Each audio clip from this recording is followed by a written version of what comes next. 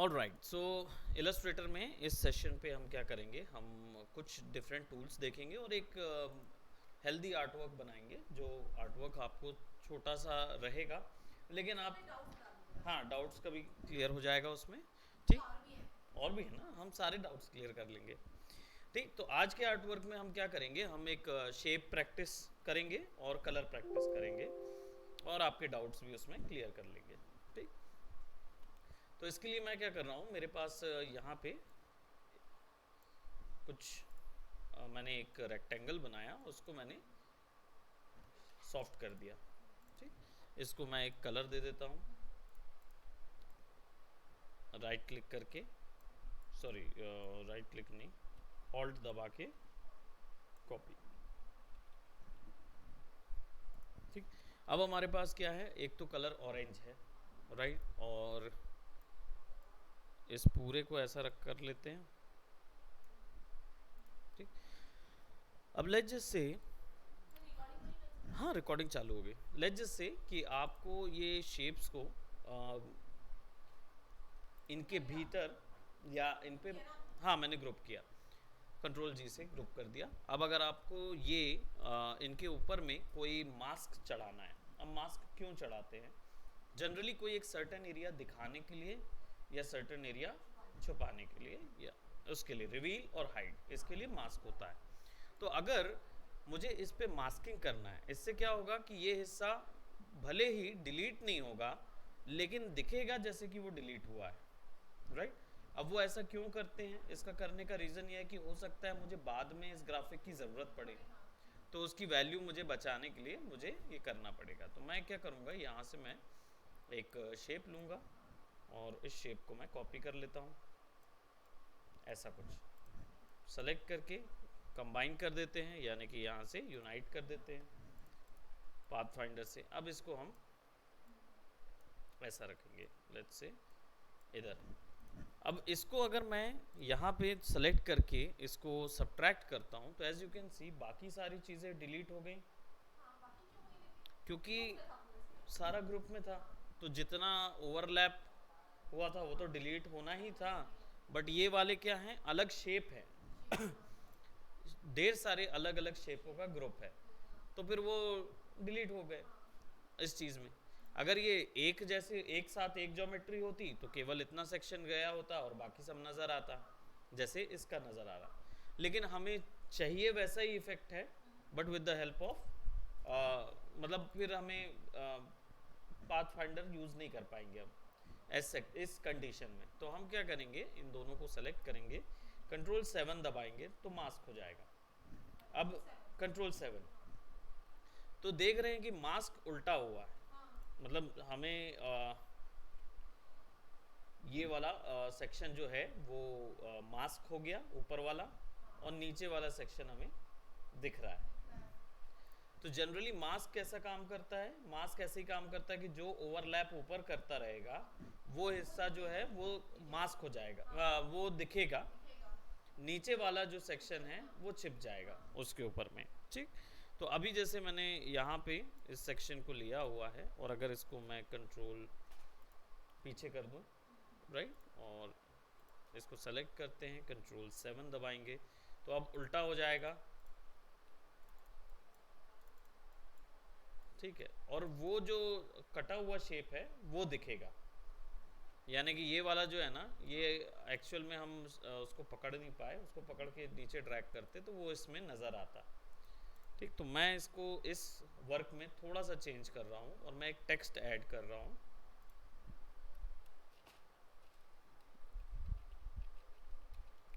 Sausages नाम का एक टेक्स्ट ऐड करता हूँ मैं, इस टेक्स्ट को हम थोड़ा सा बढ़ा लेते हैं, will put it right over here, और इसको इतना साइज में कर देंगे कि वो इसके अंदर नज़र आए। ठीक, अब इसको सेलेक्ट करके कंट्रोल 7 करेंगे, तो क्या होगा, सॉसेज उसके अंदर चला जाएगा, टेक्स्ट के अंदर, राइट। जब मैं डबल क्लिक करता हूँ तो मुझे ये नज़र आएंगे सॉसेजेस। मैं इसको छोटा कर दूँ तो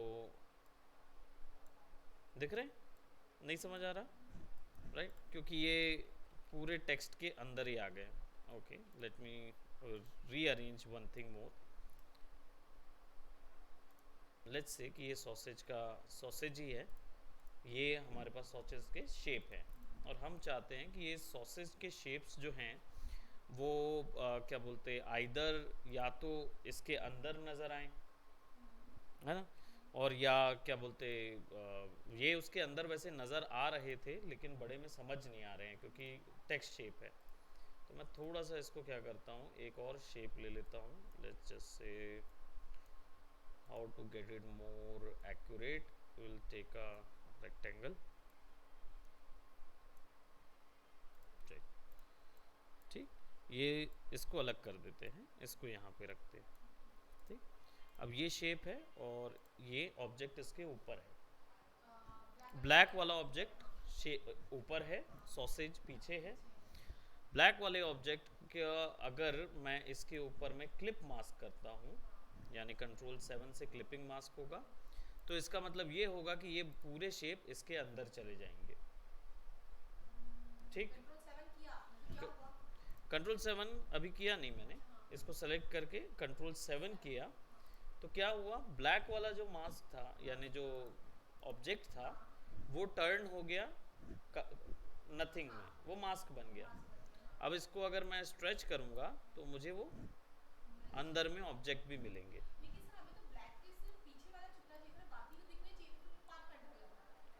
बाकी क्यों, कौन से वाले, ये हिस्से दिखने चाहिए आप बोल रहे थे ना।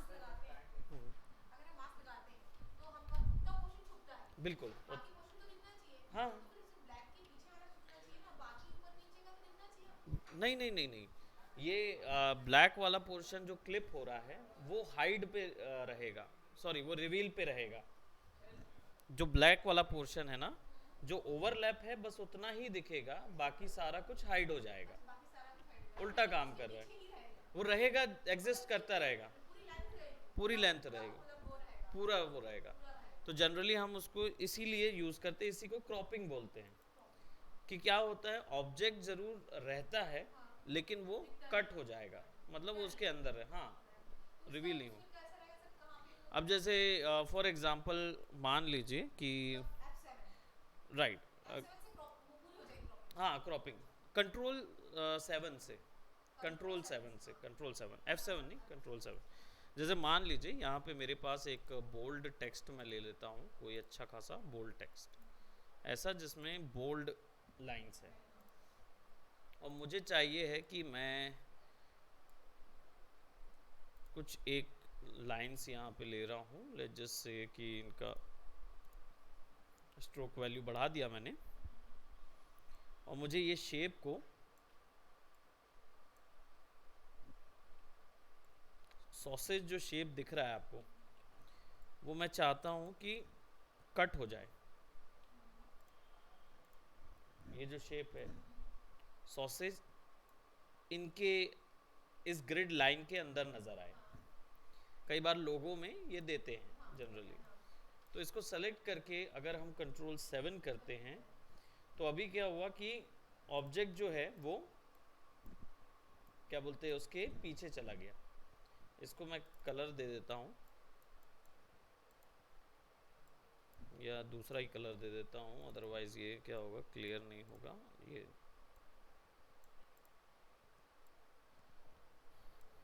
राइट, अभी ये ऑब्जेक्ट जो है वो ओवरलैप कर रहा है इस चीज़ को, मैं इसको यूनियन में करूँगा तो शायद ना हो। ठीक, इसको दोनों को सेलेक्ट करूँगा और ऑब्जेक्ट में जाके क्लिपिंग मास्क में जाके मेक क्लिप मास्क करेंगे। अब क्या होगा कि मेरा जो टेक्स्ट है वो गायब ही हो गया, वो दिख नहीं रहा है, वो एक्चुअली इन लाइंस में से किसी के अंदर चला गया। ठीक, अब उसको देखने के लिए अगर हमें ऐसे देखना है तो मैं इसको ना पीछे कर दे रहा हूँ।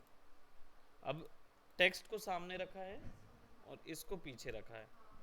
अब इसको कंट्रोल 7 करूँगा तो अब क्या होगा, वो टेक्स्ट कट जाएगा और उसमें आ गया। तो इस तरीके के कोई ग्राफिक्स देने हैं तो ये कैसे, हाँ जैसे अभी जो लाइंस आप देख रहे हैं ये सॉसेज में हमने जैसे डबल क्लिक किया एक मिनट मैं इसको, क्योंकि लाइंस को आइसोलेट करना थोड़ा मुश्किल हो जाएगा। ये देखिए यहाँ पे क्लिप के अंदर आ गए, तो ये जो लाइंस है, ये लाइंस एग्जिस्ट कर रही हैं अभी भी, और आप इसको शिफ्ट कर सकते हैं कहीं पे भी।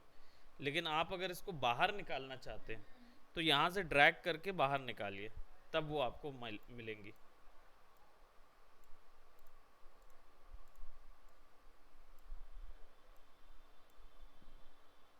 जब आप, नहीं तो आप सारों को निकाल सकते हैं।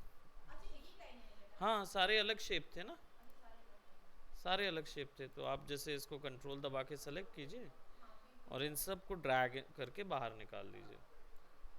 तो देखिए टेक्स्ट का कलर तो वापस से नन हो जाएगा, है ना, वापस से आप उसको लेके आ सकते हैं। तो ये क्रॉपिंग का पोर्शन रहता है। ठीक, दूसरा कुछ डाउट आप बताएं।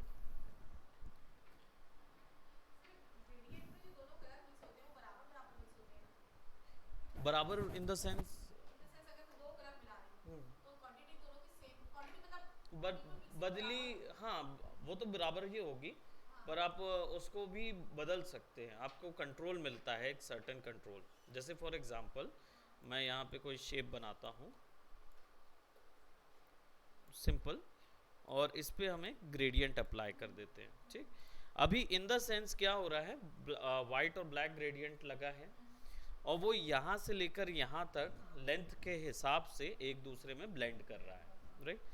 अब अगर आपको इसको चेंज करना है तो आप एडिट ग्रेडियंट में जाएंगे, ग्रेडियंट यहाँ पे एडिट ग्रेडियंट बटन आ जाएगा, जैसे आप अलग रहेंगे सेलेक्ट करेंगे ना तो यहाँ आ जाएगा, तो ये गिज्मो मिल जाएगा।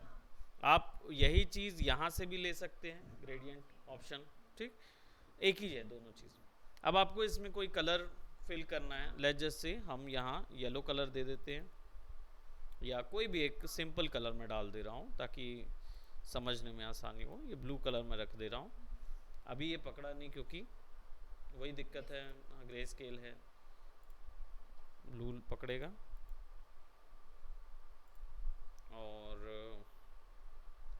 येलो, ठीक। अभी देखेंगे तो दोनों कलर को वो इक्वली बराबर बराबर कर रहा है, क्योंकि दोनों में कोई भी जगह पे सेट नहीं। लेकिन अगर आपको येलो को ज़्यादा दिखाना है ना, तो फिर आप स्लाइडर से कर देंगे, तो ब्लेंडिंग जो है वो इधर से वैल्यू बढ़ जाएगी, इधर की कम हो जाएगी, और इधर से बढ़ाना है तो इधर से बढ़ जाएगी, इधर की कम हो जाएगी, बराबर ही मिक्स करेगा, उसे कोई लेना देना नहीं, वो ले लेता है। नहीं, इसका रीज़न ये है कि बाय डिफ़ॉल्ट सॉफ्टवेयर जो है वो ग्रे स्केल समझता है। क्या होता है, जैसे मैं मान लीजिए ग्रे स्केल मोड में हूँ, और अभी देखिए लास्ट टाइम ग्रेडियंट यूज़ हुआ है, तो कलर में ग्रेडियंट ऑलरेडी फिल है ना। इसको हम यहाँ से,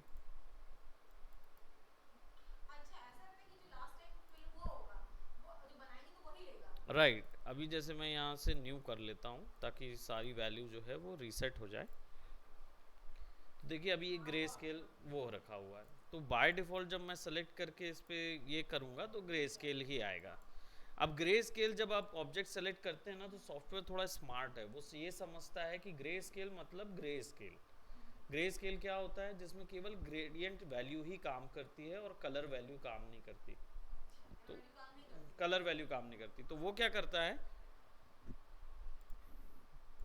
जैसे कि मैंने कलर लिया रेड, तो इसमें कितना है, 60% ब्राइटनेस है, ठीक। तो वो वहाँ पे ना 60% पकड़ेगा। अभी फ़िलहाल क्यों नहीं पकड़ा, क्योंकि हमने एक बार उसका जो रूल है वो तोड़ चुके हैं, जो न्यूली में दिक्कत करता है, बाकी में नहीं करता। तो it's kind of a bug ये यूज़ करने का। और वैसे भी अगर आप डायरेक्ट इस पर डालेंगे, जैसे हमने इस पर डबल क्लिक कर दिया, कोई यहाँ से वैल्यू ली, तो चेंज कर पाएंगे। लेकिन कई बार है डबल क्लिक करके कलर चेंज करेंगे तो वो नहीं करता है उस जगह पे। अभी फ़िलहाल सभी में करने लगा है। हाँ,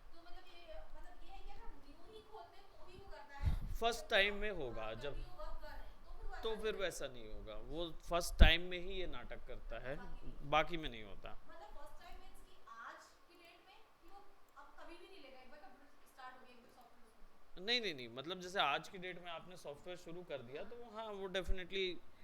ग्रेस्केल मोड लेगा। हम्म। कल कल करेंगे तो कल भी रेसफुल मोड लेगा, अगर सॉफ्टवेयर रीस्टार्ट करते हैं तो बीच में अगर कहीं बंद रहता है तो।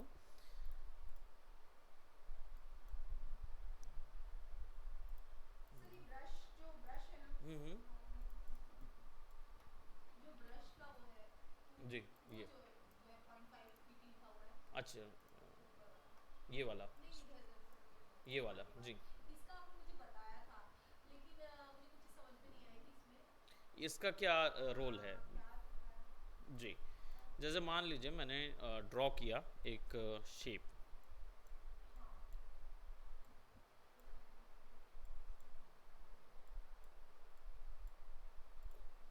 ठीक, हाँ इसमें मैंने एक शेप ड्रॉ किया, ग्रेडियंट मैं इसमें नन कर देता हूँ, आई मीन कलर जो है वो नन कर देता हूँ, ठीक।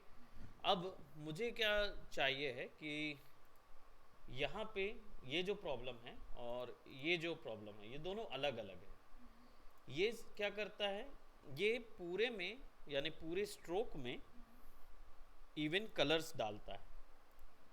इवन कलर डालता है। कलर इन द सेंस एक ही कलर को इवनली वहाँ पे डिस्ट्रीब्यूट करेगा। उसका शेप तो अलग अलग है सर, किसका? इसमें शेप तो अलग अलग है। हाँ, मतलब वो स्ट्रोक का विड्थ जो होगा ना, हाँ कलर नहीं, मतलब कलर तो ब्लैक ही रहेगा, लेकिन यहाँ पे भी जितना विड्थ है उतना ही विड्थ यहाँ पे भी रहेगा, यहाँ पे भी रहेगा, सर ये यहाँ पे इसमें भी। तो बहुत अलग अलग टाइप की है। बिल्कुल हाँ जैसे इसमें एक ट्रायंगल शेप में भी है हल्का सा, करेक्ट, तो फिर एक जैसे कैसे रहेगी। क्योंकि यूनिफॉर्म अभी सेलेक्टेड है। नहीं अभी तो ठीक है हाँ यूनिफॉर्म है, बाद में हम दूसरा सेलेक्ट करेंगे तो बिल्कुल, आप चॉइस के अकॉर्डिंग इसको हाँ करते हैं, यूनिफॉर्म में तो क्लियर है वो एक जैसे ही एक ही रहेगा। जगह अगर रहेगा। मैं ट्रायंगल वाला लिया अब सपोज। जैसे ये वाला लिया तो हाँ यहाँ पतला हो गया, यहाँ बड़ा हो गया, कहाँ हुआ सर, हल्का सा हुआ है, हाँ हाँ है ना। इसको मैं अगर थोड़ा सा बड़ा भी कर देता हूँ, लेट्स जस्ट से, हाँ दिख रहा है। है ना, नाउ इट इज हाँ विजिबल कि ये हिस्सा पतला और ये तो हिस्सा, हमेशा ही जो आप जो इसके मतलब जो बने वो उसी हिसाब से लेगा। ये उसी हिसाब से लेगा जैसा इसने दिया हुआ है। मतलब ये विड्थ का जो भी ब्रश का जो विड्थ होगी उसका ही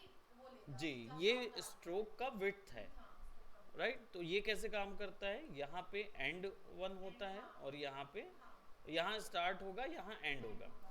तो मेरा शेप यहाँ से बनना शुरू बनना हुआ शुरू था, हुआ हाँ। तो ये यहाँ से यहाँ मतलब जाएगा, हमने जैसा बनाया होगा उसी हिसाब से उसी चलेगा। हिसाब से ले लेगा वो अपने हिसाब सर से। ट्रायंगल वाला बताइए ना कैसे लेगा ट्रायंगल। अब ये वाला जो है, हाँ ये वाला जो है, क्योंकि ये तो नॉर्मल है, ये क्लियर है। ट्रायंगल वाला जो है वो शुरुआत में फुल रहेगा, अच्छा आखिरी में हाँ लास्ट हो जाएगा, ये रहेगा, हाँ ठीक। तो ऐसे ही सारे के हाँ सारे सारे ऐसे ही नॉर्मल रहेंगे। रहेंगे। और ये वहीं ये वाला जो है, ये स्ट्रोक के ऊपर में अप्लाइड हो रहा ये समझ में नहीं आया था है मेरे ना। को, इसके ऊपर अप्लाई ये कैसे तो होगा। समझ में आया हाँ ये कि तो पहले से ही पता था, बता राइट। दें ये वाला सर। अब ये वाला जो है हाँ ये कस्टम है, यही चीज़ का कस्टम है। इसी चीज का कस्टम है कस्टम है मतलब। यानी आप अपनी मर्जी से तय कर सकते हैं कि स्ट्रोक में शुरुआत में क्या होगा, बीच में क्या होगा, हाँ आखिर में क्या होगा, ये तय कर सकते हैं, है ना। तो इसमें क्या है, जैसे हमने प्रीवियसली ये बनाया हुआ था, ये कैलीग्राफिक ब्रश था। अब कैलीग्राफिक ब्रश से अगर आप ड्रॉ करते हैं कोई भी चीज़, जैसे से एक बॉक्स बना रहे हैं हम यहाँ पे, अगर उसको हम इस पे सेट कर देते हैं हाँ ठीक तो वो क्या करेगा, जैसे कैलीग्राफी का होता है वैसे ही वैसे होता है, उस हिसाब से वो तय करता है इसको। मैं इसको यहाँ पे कंट्रोल, तो मतलब ये जो है वो हमारा बनाया हुआ ऑप्शन है, ये हमारा बनाया हुआ कस्टम ऑप्शन है, कस्टम ऑप्शन है। जैसा मतलब हम वो दे हाँ सके, जैसा हम बनाना चाहें। राइट।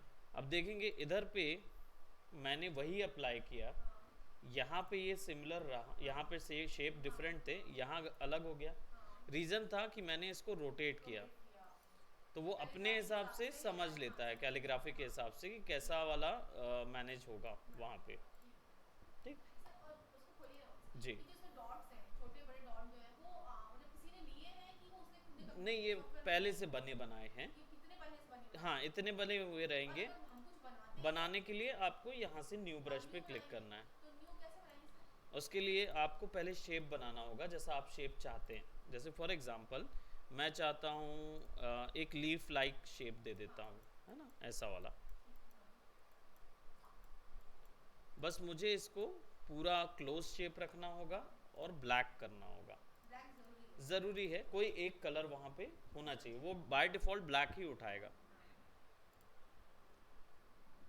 इसको सेलेक्ट करें और न्यू ब्रश पे क्लिक कर दीजिए, न्यू ब्रश पे, हाँ। तो आपको न्यू ब्रश मिल जाएगा। इस पे कैलीग्राफी ब्रश पे सेलेक्ट करके ओके कर दीजिए।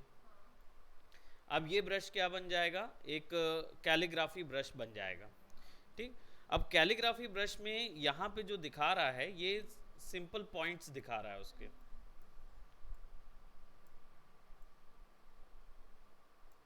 अभी जो शेप आप देख रहे हो यहाँ पे ये शेप इसका नहीं है। अगर मैं इसको ओके करूँगा तो वो वैसा वाला ही शेप लेगा।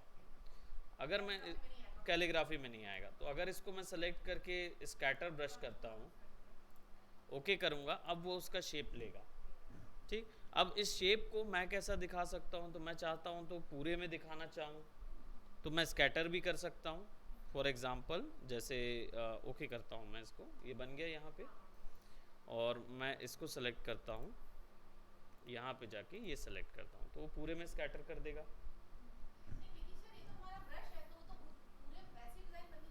एग्जैक्टली वो पूरे में फिक्स करने के लिए हमको ऐसा वाला ऑप्शन लगेगा, यानी साइज में जाके हम यहाँ पे एक मिनट, इधर स्कैटरिंग फिक्स्ड ऑप्शन आता है, स्पेसिंग नहीं, स्कैटर भी नहीं, random stylus wheel tilt rotation. Okay, just a minute, ये हमारा कैलीग्राफी था और यहाँ पे एक ऑप्शन रहता है जिसमें हम एडजस्ट कर सकते हैं।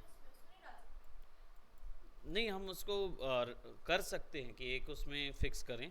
एक और है ब्रश जिस पे ये चीज़ कर सकते हैं, एक मिनट देखते हैं उसको। विल सेलेक्ट न्यू और आर्ट ब्रश, ये वाला स्ट्रेच होगा, stretch to fit the scale proportionally कर देते हैं, विड्थ और ये, और ओके। अब आप इसको सेलेक्ट करेंगे और यहाँ जाएंगे ना तो ये इधर दिखाएगा। अब लगाएंगे ना तो ये कुछ ऐसा आता है।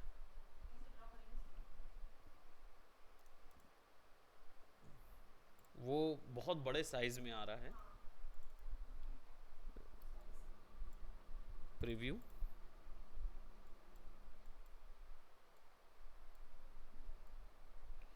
चार % के हिसाब से वो फिक्स होगा वहाँ पे। एक, ओहो, जस्ट अ मिनट,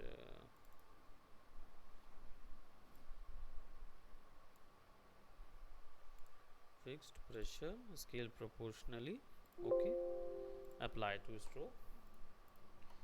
तो अब जैसे मैं यहाँ पे सेलेक्ट कर रहा हूँ और एक लाइन खींच देता हूँ, ड्रॉ कर देता हूँ, क्लोज शेप या जो भी,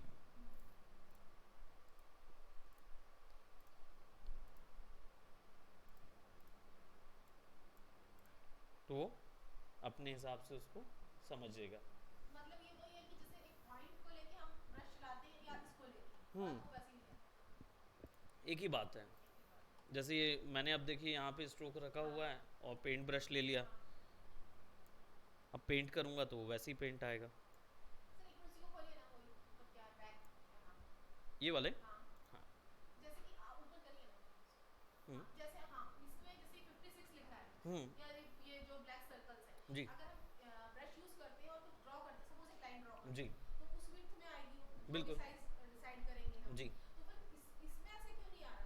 ये भी तो हमारा उसी जगह पे आया है। ये वाला जो आप देख रहे हैं ये विड्थ, ये मैंने, ये आर्ट ब्रश है, तो ये कैलीग्राफी ब्रश नहीं है। हाँ, ब्रशेस में ब्रश अंतर है, नहीं पहला है। चीज़। हाँ, पहला चीज। तो ये क्या करता है, हमने पहले से ये सेटिंग बना के रखी हुई है जिसमें हमने दिया हुआ है 1% की फिक्स्ड वैल्यू दी है, यानी कि उसका जो विड्थ होगा वो 1% ही लेगा इसका। इसका 1% लेगा। जी, वो इसलिए क्योंकि अगर फुल दे रहे थे तो ये साइज बड़ा हो जा रहा था उसके हिसाब से, राइट। तो इसलिए हमने क्या किया, क्या है, सबसे पहले शुरुआत करिए थोड़े से, कम वैल्यू रखिए 1% 2%, इसमें ज़्यादा स्टाइलाइज और इंटरेस्टिंग डिज़ाइन बनता है। और अगर हम ज़्यादा बड़ा करते हैं तो उसमें क्या इशू है, इसको आप बदल भी सकते हैं। एरो का क्या मतलब होता है? ये स्ट्रोक कहाँ से शुरू होगा और कहाँ पे जाएगा ये दिखाता है। इसका मतलब है ये जो भी डिज़ाइन मैं बनाऊंगा तो कितना हिस्सा दिखाएगा, stroke from bottom to top, यानी ये जो डिज़ाइन है ना ये इधर से फिर लेना शुरू करेगा आगे और पीछे। जैसे ये है इधर पे देखिए तो ये अप्लाई टू स्ट्रोक करता हूँ मैं, तो इसमें ड्राइंग के तरीके बदल जाएंगे। जैसे फॉर एग्जांपल एक स्ट्रोक में ये स्ट्रेट ले रहा हूँ,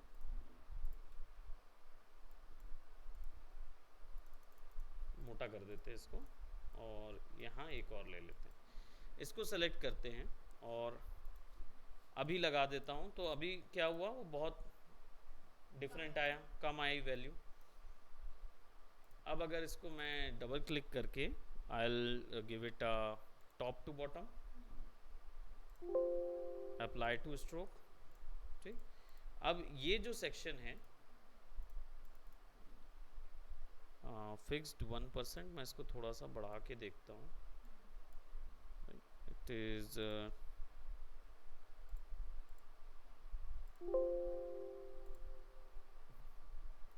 ले नहीं रहा है वो एक्चुअल में, मेथड चेंज करके देखते हैं, कलर की कलराइजेशन दोनों में सिमिलर ले रहा है। और लाइन फ्लिप, जी वो फ्लिप कर रहा है, वो शेप का डायरेक्शन क्या होता है, पाथ का डायरेक्शन पे लेगा, लेकिन अब ये पाथ का डायरेक्शन चेंज ही नहीं कर रहा है। जैसे मान लीजिए यहाँ से यहाँ तक ड्रॉ किया मैंने,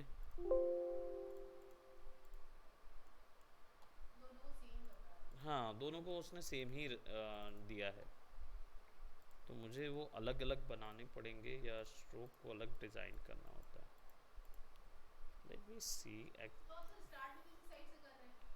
मैं से ड्रॉ कर रहा हूँ, तो मैं जैसे इस तरफ से भी ड्रॉ करूँगा ना, वो दोनों एक ही बात हुई, क्योंकि वो पाथ जो है ना वो ऐसे ही बनता है कि पहले पॉइंट पे से शुरुआत बनेगा और आखिरी पॉइंट पे एंडिंग बनेगी। अब वो डायरेक्शन लेफ़्ट टू राइट और राइट टू लेफ़्ट के पॉइंट से नहीं लेता, वो उस पॉइंट के डायरेक्शन के हिसाब से लेता है, यानी उसके हिसाब से ये डायरेक्शन ऊपर जाना चाहिए। जैसे ये जो पॉइंट है इसके हिसाब से ये डायरेक्शन ऊपर जाना चाहिए। तो ये जनरली क्या है कि हमारे ग्राफिक लाइन पे इस डायरेक्शन पे काम नहीं आता। जब स्कैटर ब्रशेस यूज़ करते हैं ना तब इसका यूज़ होता है कि इसका डायरेक्शन की ओर पे इसका डायरेक्शन सेट हो, तो हम उसको वैसे सेट कर सकते हैं। अब देखेंगे जैसे इस पे इसका डायरेक्शन अलग आया, इनका डायरेक्शन अलग आया, इस पे सेलेक्ट करूँगा, इस पे सेट करूँगा तो यहाँ से शुरू होगा, जैसे यहाँ से शुरू हुआ वैसे यहाँ पे शुरू होगा, ये होगा। अब अगर हम इस पे कोई दूसरा डायरेक्शन सेट करते हैं तो सारे स्ट्रोक्स को उल्टा कर दिया। अब यहाँ से शुरू हुआ, शेप तो यही है लेकिन शुरुआत कहाँ से हो रही है, यहाँ से हो रही है। अब यही चीज़ कौन सा ये नहीं, क्यों, क्योंकि आप ग्राफिक देख रहे हैं और मैं देख रहा हूँ ये, हमने इसको ड्रॉ किया था और हमने लेफ़्ट टू राइट ड्रॉ किया था, तो उसने ग्राफिक को अरेंज किया राइट टू लेफ्ट, जी उसने कर्व के हिसाब से अरेंज किया, उसके हिसाब से ग्राफिक यहाँ से शुरू होना है। क्यों, क्योंकि हमने यहाँ पे बोल के रखा है उसको कि लेफ़्ट टू राइट शुरू करो, right sorry right to left शुरू करो। ये राइट है ना, ये राइट है, ये राइट है, एरो इस तरफ है, लेफ्ट की ओर जा रही है, यानी चल रहा है नीचे से ऊपर।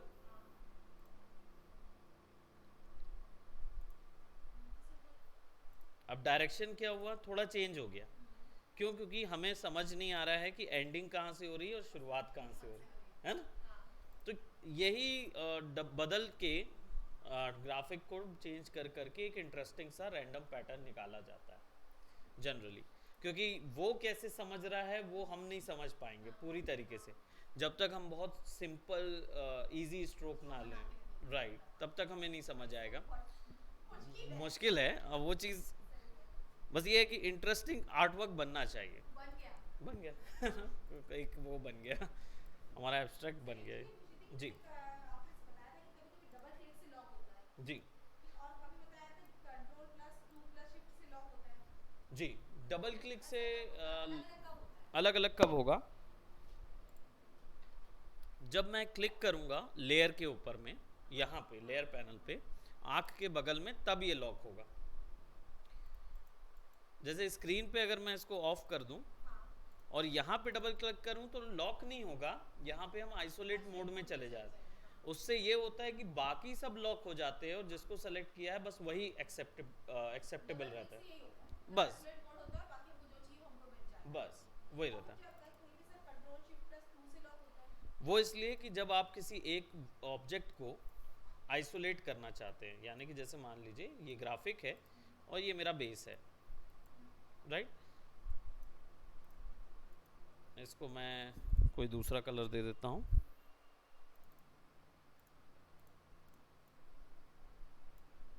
ठीक, अब मुझे चाहिए कि मैं इसको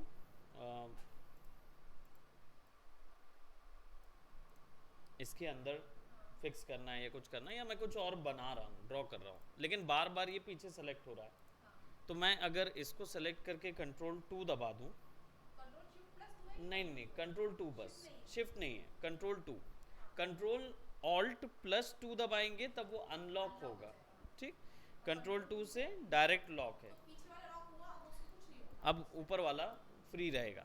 तो मैं इसको लॉक करना चाहते तो इसको या तो कीबोर्ड से करना हो तो कंट्रोल 2, और या फिर यहाँ से लेयर पैनल से। दोनों फैसिलिटी है।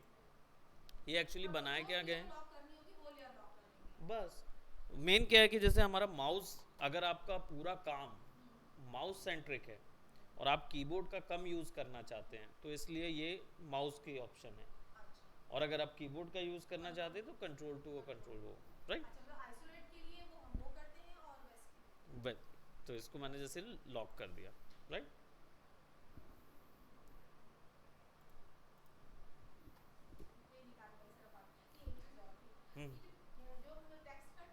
हाँ, राइट। कौन से वाले, ये सिंपल टी है जी। हाँ, इसके 3 वो बताया था जी जी जी, बाद में बताऊंगा। देख, हाँ मैं समझ गया क्या चीज़ था।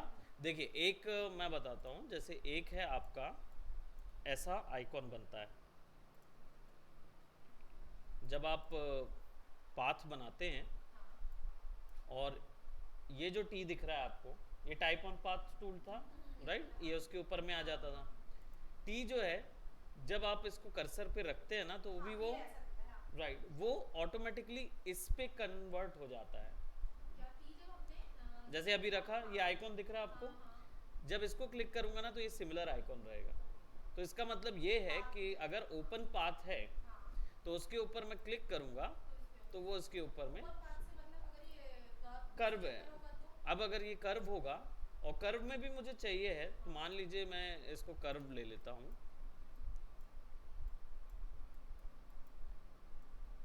राइट, ये कर्व है।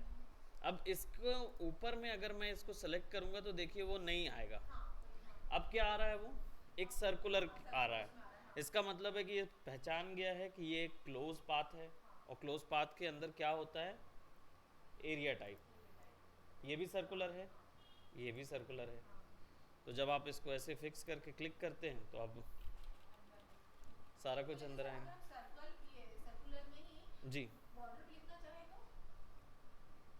अगर आप सर्कुलर में ही बॉर्डर पे लिखना चाहते हैं तो जैसे मान लीजिए मैं इसको यहाँ से फिर फिक्स कर रहा हूँ, बॉर्डर पे लिखना चाहते हैं तो फिर ये यूज़ करें। ये इंटरेक्टिव है, और ये यहाँ से लाया हूँ मैंने ये अलग बताए थे एरिया टाइप, राइट। एक्चुअल में क्या हो रहा है, इन दो सेशन को देखिए, है ना, दो पैनल अलग अलग हैं। ये टी इन सब का समूचा रूप है, राइट। तो ये इंटरेक्टिव है, ये थोड़ा स्मार्ट होता है, तो ये क्या करता है अचानक से मतलब शेप के अकॉर्डिंग खुद को समझ के चेंज कर लेता है। तो जनरली इसकी जो फंक्शन है, एक होता है ये सिंपल आप लिखेंगे वो, दूसरा होता है क्लिक और ड्रैग, तो ये हो गया पैराग्राफ, एक होता है पाथ, तो अगर आपने कोई पाथ बनाया हुआ है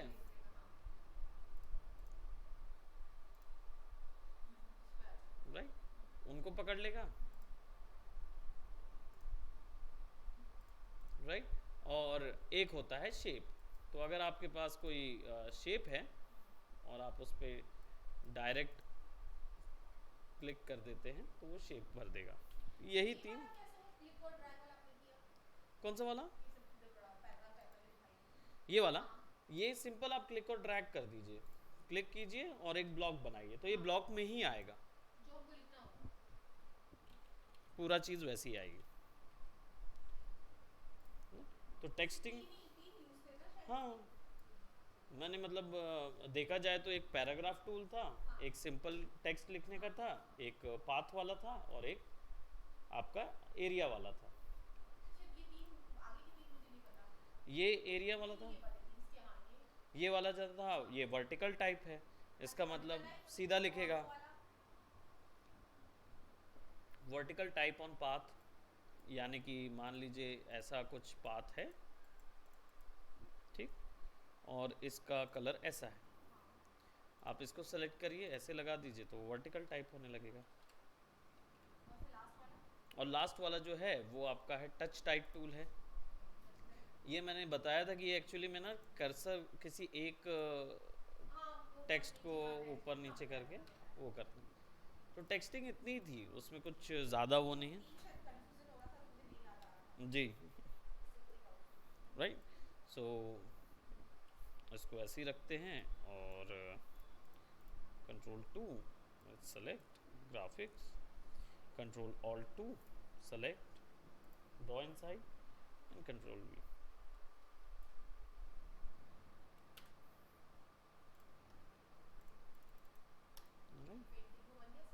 हमारा सेम वही कलर का ही मेन खेल है ना, तो एक पैटर्न बन गया, अब आप आसानी से उसको बॉर्डर हम दे देते हैं, तो यहाँ सेलेक्ट करके इसको क्या बोलते हैं, मैं स्ट्रोक पे शिफ्ट कर देता हूँ वाइट कलर का, और स्ट्रोक को यहाँ से स्ट्रोक पे क्लिक करके हम इनसाइड कर देते हैं, तो अब क्या होगा कि जितने भी विड्थ मैं दूंगा सब अंदर बनेगा, हमारा एब्स्ट्रैक्ट पेंटिंग है ना बन गई वो। हाँ ये वही वाली है बस उन एक्चुअल में क्या है कि वो जो ये पेंट बनाते हैं वो क्या कर रहे होते हैं, ये दो चीज़ से बिकती है मॉडर्न आर्ट जो है ना, जिसको सो कॉल्ड मॉडर्न आर्ट बोलते हैं,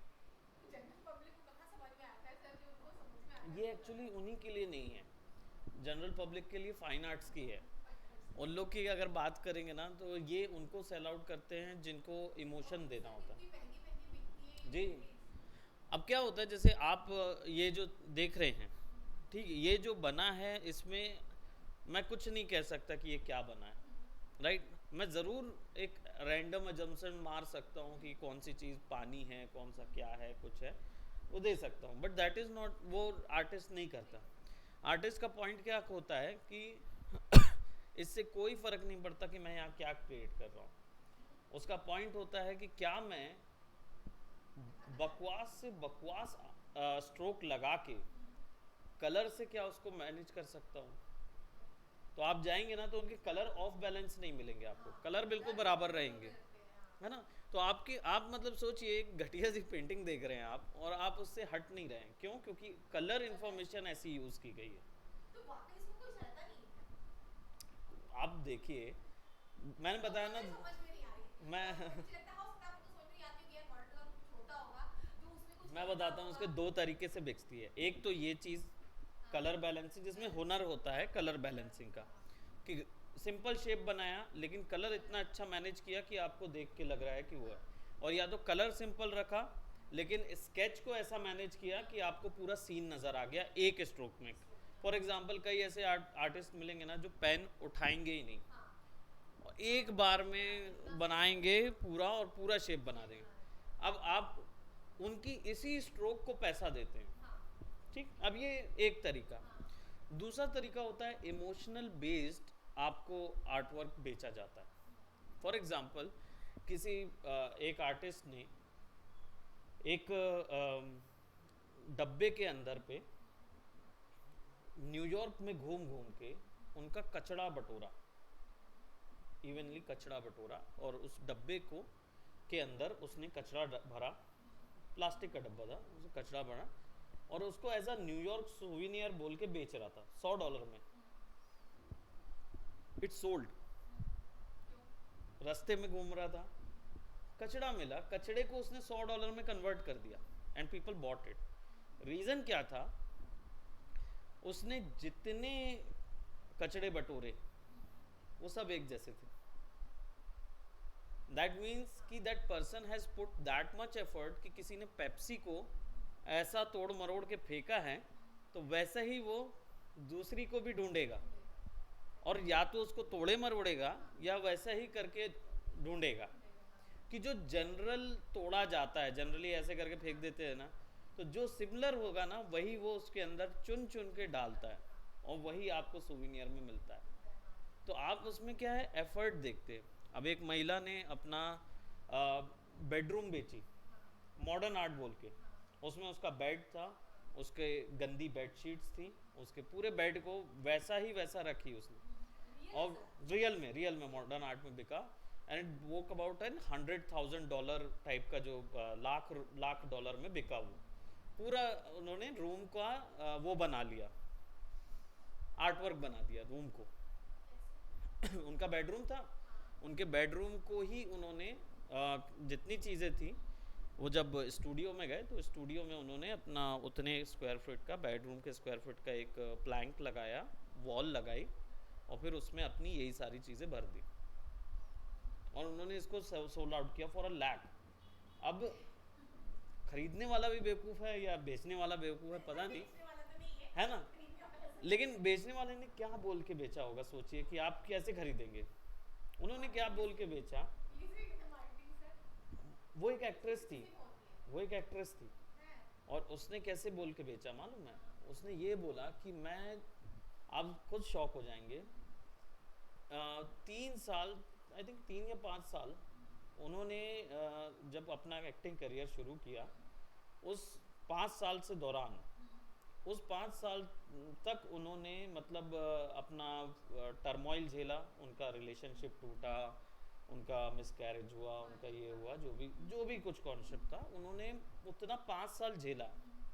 वो 5 साल उन्होंने उसी रूम में झेला और उन्होंने एक भी चीज़ बदली नहीं।